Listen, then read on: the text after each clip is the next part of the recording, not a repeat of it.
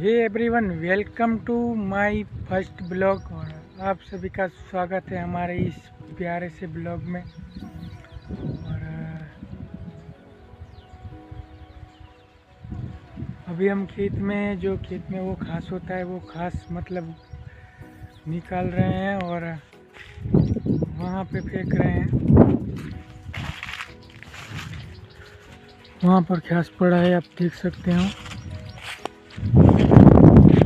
ये मेरी लाइफ का पहला ब्लॉग है, तो इसलिए इस वीडियो में ज़्यादा से ज़्यादा प्यार और सपोर्ट आप लोगों का चाहिए, तो प्लीज़ निराश मत करिएगा, ठीक है।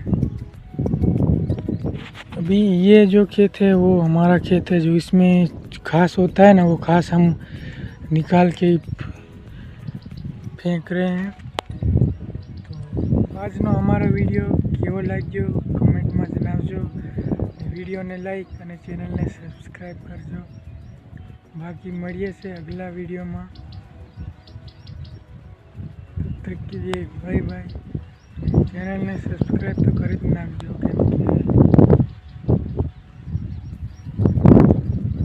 आप लोगों की वजह से। तो बस आज का ब्लॉग यहीं तक रखते हैं। अगर वीडियो पसंद आया हो तो वीडियो ने लाइक અને ચેનલને સબસ્ક્રાઈબ કરીને આગળ તમારા મિત્રોને પણ શેર કરી નાખજો।